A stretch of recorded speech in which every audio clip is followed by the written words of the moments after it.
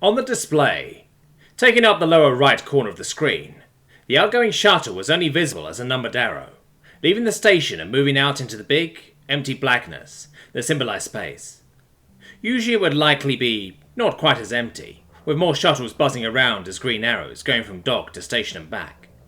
However, as shuttle operations overall were put on hold for the moment, it was indeed just the one lone shuttle surrounded by the vastness of space.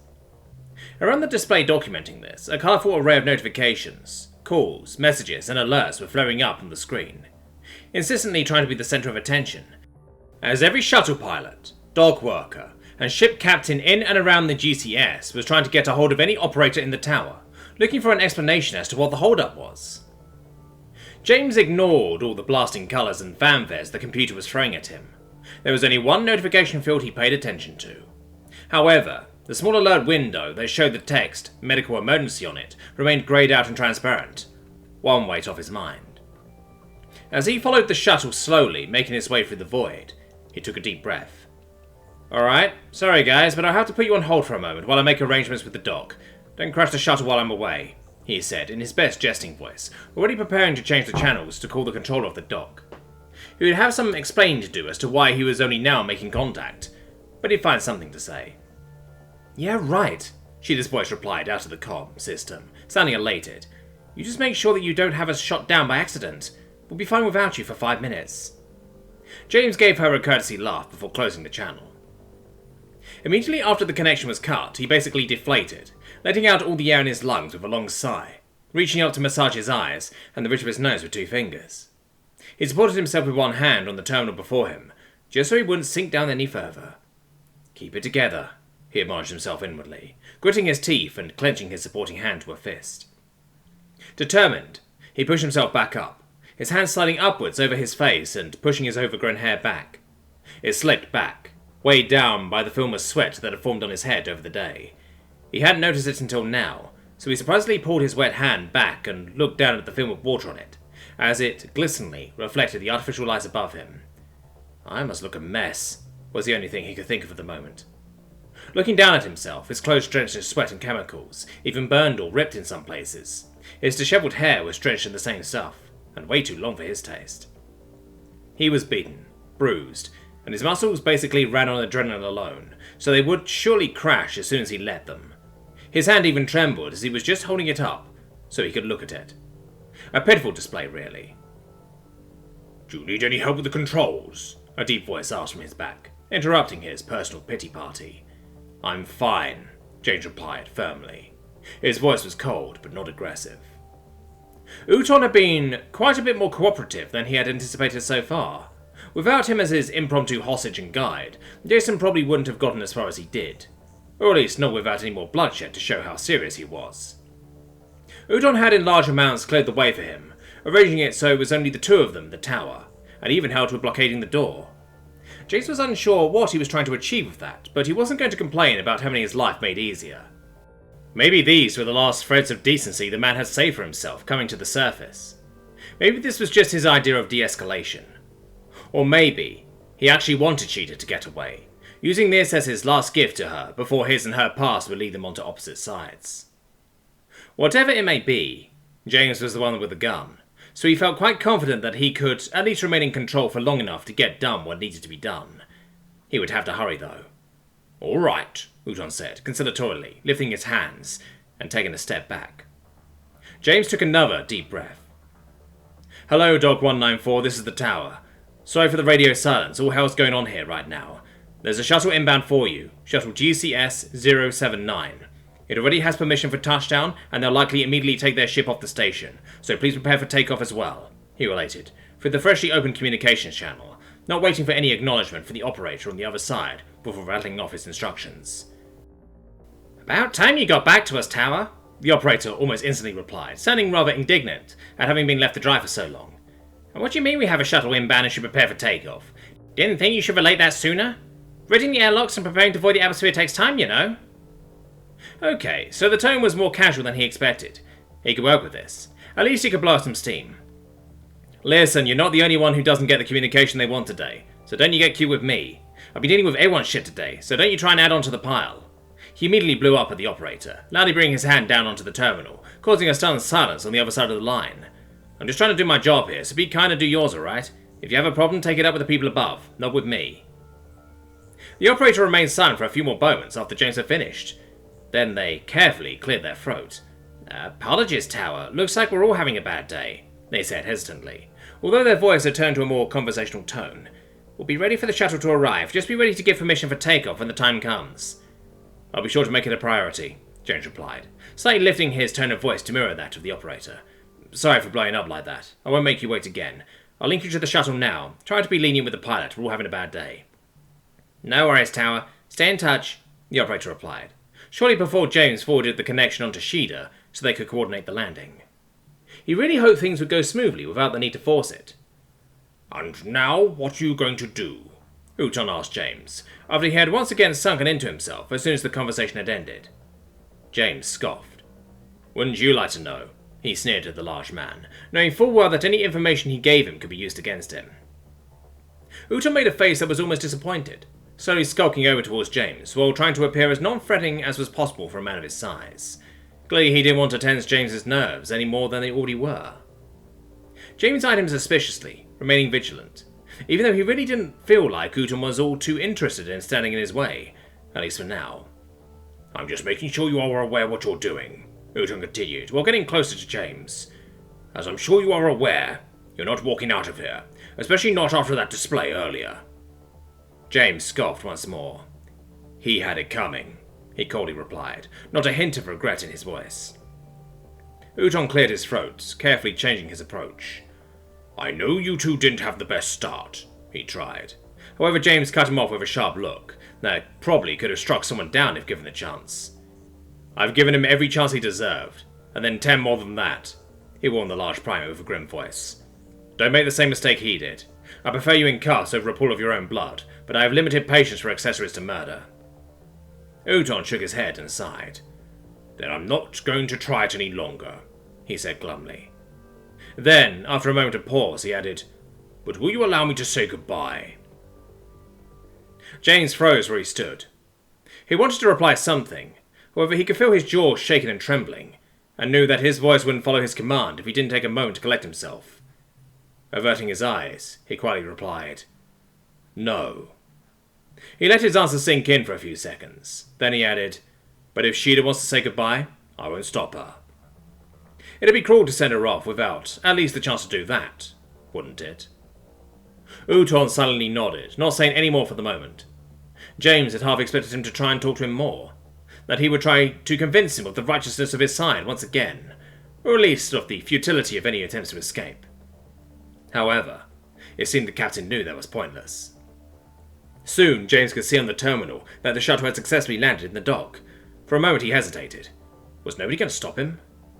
He was sure that there had to be a possibility to do so. Certainly this tower wasn't completely cut off from any other operation of the station. Yet he couldn't really worry about that now. Gift horse and all that. Dock 194, this is the tower. I see the shuttle landed successfully. He contacted the operator on the other side of the line once more.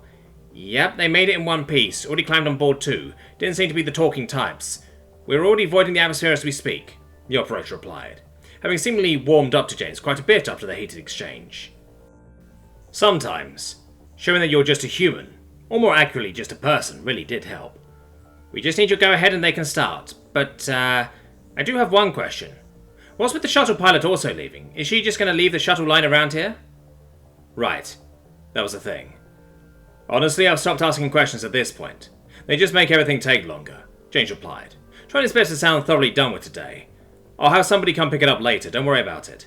Anyway, permission for takeoff is granted. As soon as they're gone, we can start sorting out this mess. Alright, Tower, you're cool, the doc replied, and James could almost hear the shrug in their voice. This was too easy. He could feel it. Trying to swallow the dread building up in his stomach, he quickly tried to build up a connection to the ship itself. However, in switching from internal to external communications, he forgot to make sure the audio-only setting was still active. Immediately, half of the screen was taken up by a single window that opened and related that a connection was being built up. Quickly, he scrambled to try and fix his mistake without having to hang up the call straight out. However, it wasn't like his call had not been awaited, so there was no time to figure out the configurations before the dark window was replaced by a camera feed. He looked up at it in slight shock, as 4 surprised faces were looking back at him. He heard gasps and sharply sucked-in breaths. "Wow," Shada brought out, as she surely looked at his picture on her own screen. "Hey," James gave back hesitantly, trying to force a smile as he spoke. Even though he had never been so happy to see somebody, his heart sank as he spoke. It was enough to completely pull him in for a second. "James, what?" Moore stammered, working his picture up and down, her claws lifting up to her mouth. "Hey, you look like you've been chewed up and spit out," Shada commented, her voice not quite carrying the mocking tone her statement would suggest. "Yeah, I guess I... Wait, Moore?" James exclaimed, the realization of what he was seeing only then seeking in for him. Has she been there earlier? She had, hadn't she? What are you doing there? The eyes of his friends turned towards the fur-clad giant, as Moore slightly recoiled from James's reaction. "It's a long story," Shada took over, answering for the old lady, turning back towards James sheepishly. "What happened to you?" "It's a long story," James immediately gave back. "At least you're all safe." Then he became aware of what he was doing again. Quickly he looked back down to his terminal. "There's no time," he said frantically, making sure he unlocked anything he needed to unlock. "You have permission for takeoff. The dock should open its doors for you any minute, and then you can get out of here." His friends looked at each other, exchanging some glances for a moment. "Aren't you forgetting something?" Conglosh was the first to ask him, his fiery eyes staring at the screen. James stopped. Was he? "Forgetting what?" he asked in shock, his eyes shooting back up to everyone. They looked back at him silently. No one said anything. They looked... Shocked wasn't the right word. Neither was concerned. He wasn't sure how to describe their expressions, but it was somewhere in between those two. "What?" James asked, even more dread forming in the pit of his stomach. Just what had he forgotten? "James, we can't start without you." It was Curie, who had finally broken the silence. James stared back at them dumbfounded. It only slowly sank in what his cyborg friend was trying to tell him. "If we take off, you'll be stuck on the station," Curie added, likely realizing that James needed a bit of clarification. "So, we'll be waiting for you." "Forget it," James immediately replied, aggressively shaking his head. "I don't even know how I've managed to open the way for you so far, and I certainly have no idea how long I can keep it open. In fact, as soon as I leave here, that dock will for sure be closed. No. No way. You must get out now. I'll catch up to you later." He tried to say it with emphasis, wanting to leave no room for them to argue. Of course, that didn't work. "You can't be serious," Shada immediately exclaimed. "James, we cannot leave you here," Moore agreed, almost talking over the feline. Curie, on the other hand, didn't reply to him. Instead, they started muttering to themselves. Only Conglosh remained stoic, not directly reacting to his statement. Not too surprising, all things considered. "Listen, we don't have time to argue about this," James said, lifting his hands to stop everyone. "Oh no!" Shada countered right away, lifting a finger with its claw extended and harshly pointing it at James. "I've let you run off not once, but twice before, and each time you said you'd be back afterwards. Not this time. Enough has to be enough." James sighed. "Shada, listen," he started. However, a single look at the screen immediately shut him up. Shada's face, it looked tired. Tired and scared. Despite the fact that he had basically made it, ensure she was safe, she looked scared. Her eyes and mouth were trembling, her ears folded backwards, and she was breathing heavily. His gaze shifted and he looked up at Moore. Her facial expressions were harder to read than Shada's, but her nostrils had tightened to slits, and her wet eyes looked at him with crystal clear concern. Curie still swayed and muttered. James almost stumbled backwards, just about catching himself with a quick step, but still feeling like he had just been hit. He lifted a hand, stroking across his face and removing stubborn strands of hair. "James, I know how you feel, but I feel the same way," Shada said breathlessly, her voice almost failing her a few times as she spoke. "I'm not like you. I don't throw myself in front of someone or run after them. When you say you've got this, then I believe you and look out for myself, but this? Just taking off without you? This is too much, James." James reached his left hand over to his right arm, clenching his fingers down hard around his wrist. "I'll be alright," he said, biting his cheek in between words. "I have to make sure you are too." "And we don't?" Shada exclaimed. "You want to make sure we're alright, but expect us to just leave you without anything? Do you think that's fair?" James pressed his lips together. Did she really have to choose now of all times to be unreasonable? He couldn't even hold it against her. He knew for sure that he would be way worse was he in her position, but still, his decision was final. He wanted to tell her that, but he knew that would mean nothing. There was but one thing he could say that could possibly ease her mind. "I don't," he replied, his voice shaky but strong. "And that's not what I'm asking of you. I told you, I'll be alright. I know that because I know you'll make sure of that." Shada looked at him, surprised, her eyes widening and ears slightly standing up. "I'll try to catch up to you," he continued.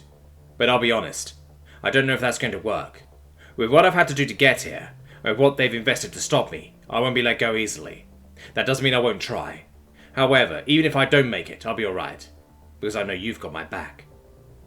He let go of his arm, unclenched his jaw and hand and looked at Shada confidently.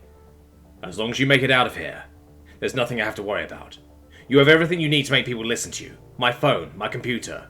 Everything that's happened here is on there. Everything I managed to capture so far, everything I've written down. That might not be enough to convince most normal people, but, well, people on Earth are far from normal," he explained, a hesitant but honest smile on his face. "And I know, just as much as I won't back down right now before you're safe, I can rely on you not backing down until you've gotten to talk to the right people. I'm relying on you." Finally, with a hoarse laugh escaping his lips, he finished with, "If they want me so bad, I'll make sure they get exactly what they bargained for." Shada looked back at him with one ear standing up, the other half hanging down. She was quiet. James was quiet. Everything was quiet. Finally, Shada broke, her face turning to a sneer as she averted her eyes. "You arsehole," she mumbled, looking away from him resignedly. However, a single twitch of her mouth and one ear still pointed in his direction gave her away. He let out a relieved breath. He loved that woman. Well, he loved all of them, but, well.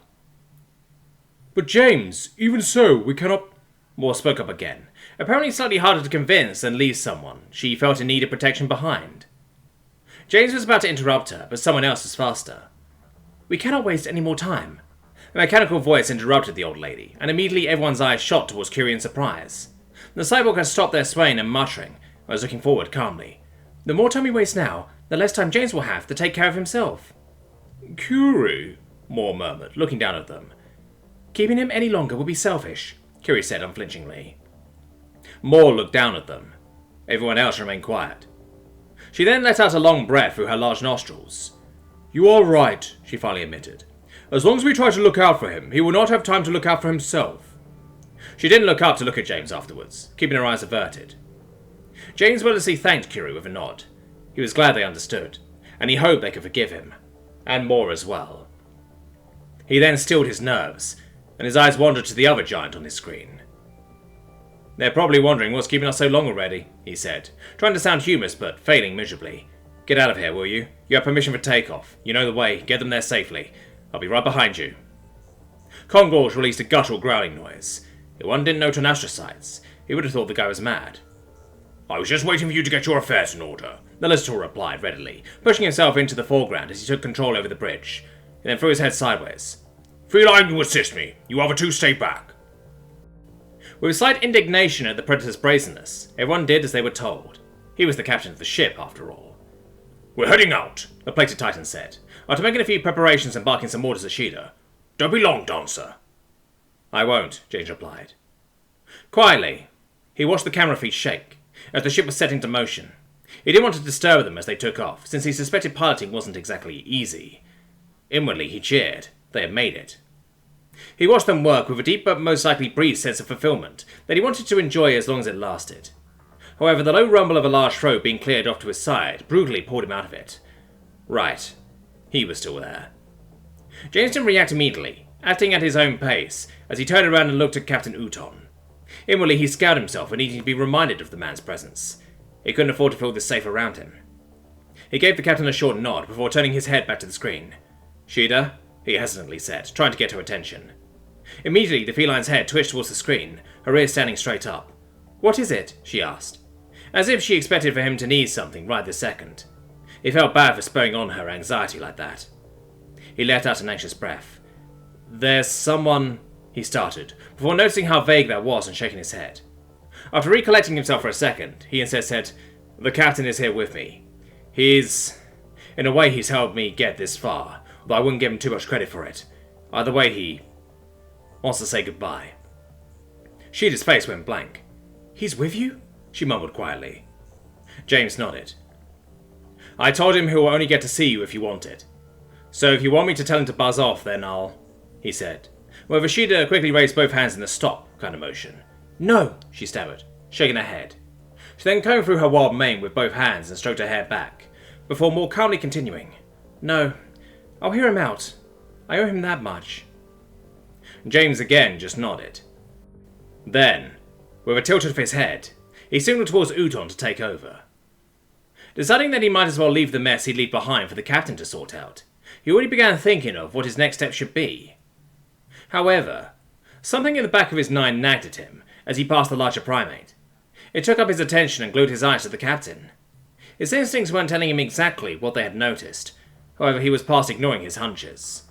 Hello, everyone, Uton said, as he almost meekly approached the screen showing James's friends, most of which had once belonged to his crew. I would say it is good to see you, but, well, I'm afraid that is the last thing you want to hear out of me right now. Conglorsh's fiery eyes immediately narrowed down on the man, while everyone else seemingly subconsciously straightened up in the captain's presence. Despite that, Sheeta looked away, averting her eyes to the large primate. Hello, Captain, she said, subdued. Uton quietly chattered. Please, dear. If there was ever a time not to be formal, I believe it is now, he said, in his calm, deep voice.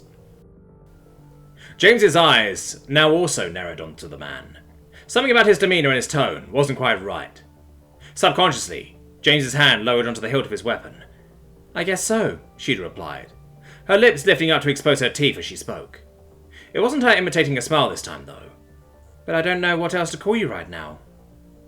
Uton lifted a hand, grabbing at the fur on his head.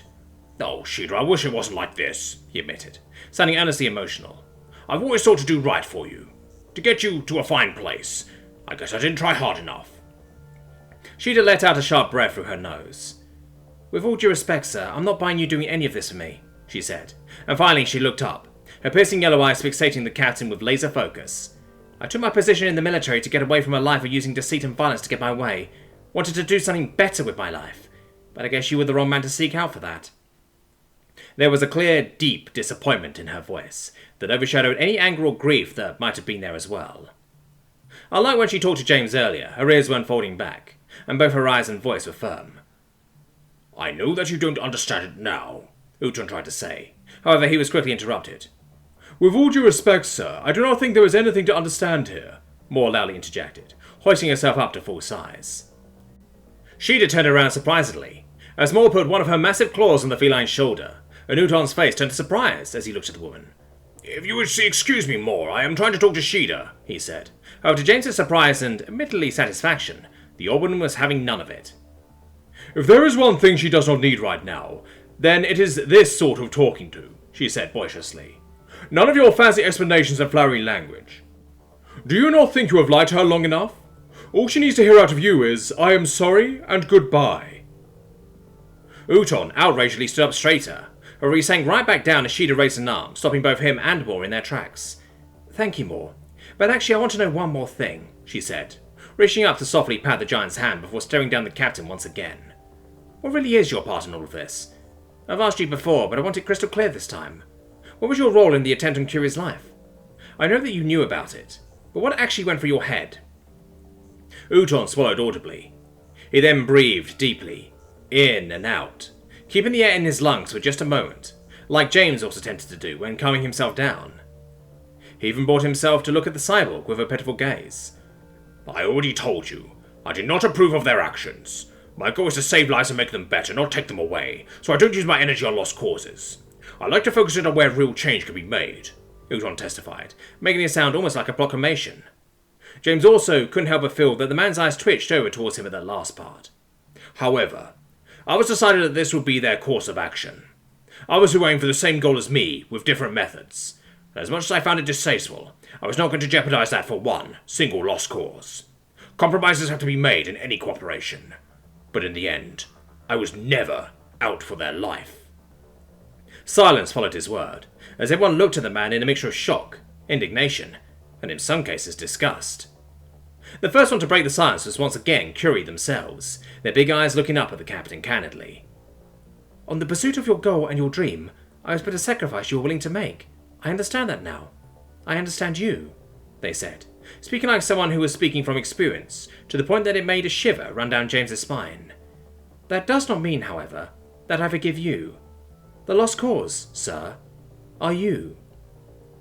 Uton looked back at the cyborg stonedly, silently acknowledging their statement without so much as a twinge of emotion. Shida shook her head as she sadly looked at her former captain. So there really isn't anything of that man I respected so much left, she stated, without a hint of doubt in her voice. This time, Uton's face clearly changed, his expression darkening and his gaze falling to the floor. Again, he reached up to his face, following his usual nervous behaviour. Then I guess we're both disappointed, he mumbled, his voice barely audible even for James, who was standing right behind him. For a second, James focused on understanding what he was saying, but his mind suddenly raised all alarms. Immediately, his gaze focused on Uton's hand. As the man had reached up, he wasn't reaching for his fur, like James had expected. Instead, it seemed that he was reaching for his mouth. Uton finished his statement with, I'm sorry, and goodbye. Then he opened his mouth widely, exposing his long teeth and reaching a finger inside, escaping more. James was stuck wondering what the monkey was doing for a moment too long, and didn't react in time. Uton had stored something in his mouth, something that he was using now, but what? His question was answered, as suddenly all doors to the room he had presumed locked for the moment burst open in one go, revealing more people than James could count in time, already waiting in the wings. At the same time, the scanner on the terminal, keeping track of ship movement outside of the station, loudly came to life, indicating movement of many, many ships that weren't just shuttles, leaving the station, and filling the void between the docks. Damn it! James yelled out, and instinctively lifted his gun, pointing it at Uton's head. However, the captain looked back at him resignedly, not a hint of fear or even hesitation to be seen within them. He didn't plan to play any more part in this. All the while, the security forces quickly approached the two primates. James! Shida yelled out, leaning forward, close to the monitor, while Conglorch's eyes frantically screened other DAS and screens in front of him. We have to go! He yelled, clearly also noticing the many ships outbound from the station. For an endlessly short moment, James looked from the screen, to the captain, to the approaching security and back to the screen. Damn it! He finally yelled out, reluctantly yanking his gun away from the captain. As much as he'd have liked to shoot him, it was completely pointless. Loudly he announced, Change of plans, you're leaving, right now. What about you? Kiri asked frantically, as she was forced to concentrate on the controls before her. I told you, Jones replied, lifting his gun in the direction of the terminal. I'll catch up. Flashing one last smile to his friends, he pulled the trigger, destroying the computer as he heard them yell out towards him. It was mostly a symbolic gesture. Destroying the one terminal had no real effect. But he didn't have time to turn it off properly. And whatever would happen now, it was probably better if they didn't see it.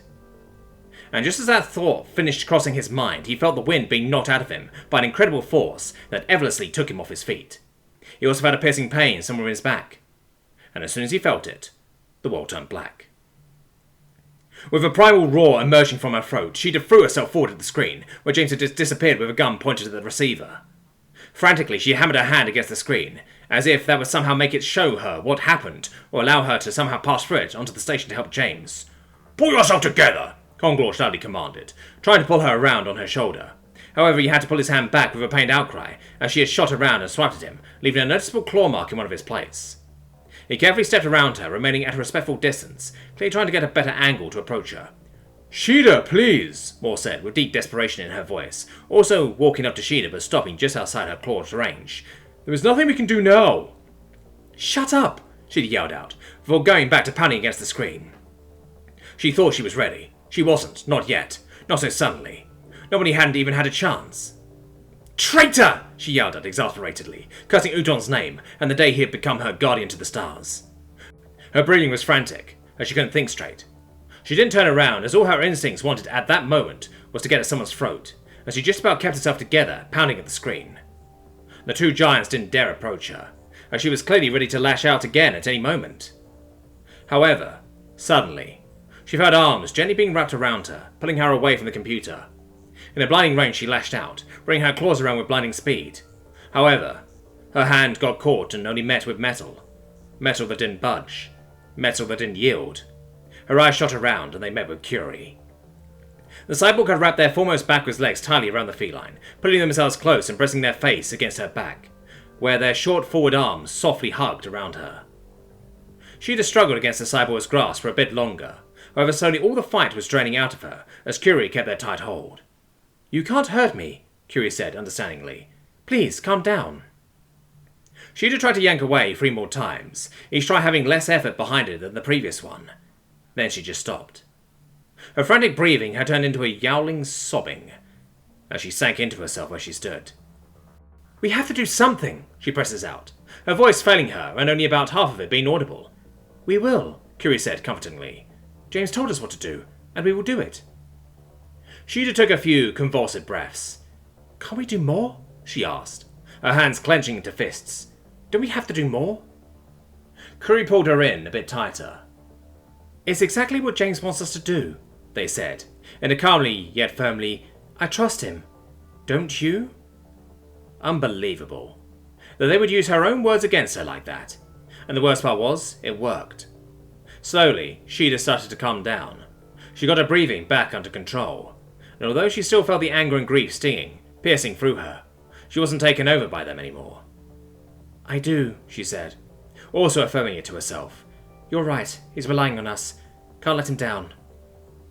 Having calmed down, she tried to step away. However, Curie was still clinging onto her tightly, apparently still trying to hold her back. Gently, she reached up to one of the metal legs wrapped around her, and softly patted it. "You can let go of me now," she said with a sniffle. "I won't freak out again." Curie hesitated for a moment. Then he pulled back their legs and stepped a bit away from Shida. The feline surprisingly rubbed her shoulders and chest, as they ached from the pressure being suddenly released from them. "Remind me to never get on your bad side," she mumbled absent-mindedly, before rubbing the agitation out of her eyes and straightening herself up. "All right, we have a job to do." "How nice of you to notice," Konglorch gave back, aggravated, as he was handling the controls of the ship. "Too bad we might not get the chance to, we're in trouble." She'd hurried back to her position, not acknowledging the scolding that she clearly deserved. "What are we dealing with?" she asked, looking up at the scans of their surroundings, showing multiple, quickly approaching vessels. "Interceptors," Konglorch replied, his eyes wildly scanning each dial and screen individually. "Can we shake them?" She'd asked, getting ready to pick up her co-pilot duties by adjusting some of the terminals to a heightened build. "Unlikely," the giant replied. "They're still made for low range, but high speed. The ship can't put out anything like their speed in STL. "So we are lost?" Moore asked, the stress clearly taking a toll on her old nerves. Konglorch bellowed. "Not quite," he replied, clearly planning something. "They're still FTL. Interceptors can't generate hyperspace stretches, and they won't last long in somebody else's, so they probably won't enter one that's longer than their range for fear of getting stranded." "And how long is long?" She'd asked, looking over at the Tonustra site. He let out a hoarse breath. "Conservatively, something like 450 uniform light years," he estimated, making it sound like that might still be underestimating them. Moore shot up, shocked. "But that is more than the thickness of the galactic plane in this sector," she blurted out. "We cannot get a safe distance like this." Konglorch grunted blazingly. "Then it's a good thing the galaxy is wider than it is thick," he gave back boldly, already making preparations to create a hyperspace stretch as he spoke. Moore looked like she had seen a ghost, her eyes and mouth standing wide agape. "You cannot make a hyperspace stretch within this galactic plane," she said aghast. "There are stars, planets, black holes, all kinds of gravity wells. It is suicide." "Not quite," Curie corrected her quickly. Moore looked at the cyborg confusedly. However, She'd immediately backed them up. "It is against protocol, for sure, and it breaks some galactic laws, but it certainly isn't impossible," she concurred. "We speed out of the galactic plane all the time, after all. Short stretches like that are deemed acceptable with the right preparations. However, that doesn't mean it isn't dangerous." She squinted up to Konglorch, just to make sure the huge predator was actually sure about this. He didn't seem to doubt himself for a moment. "One more reason for them to not follow us," he responded laughingly. "What do the dancers say? Who dares nothing wins nothing." Less boisterously, he added, "Besides, we're out of options."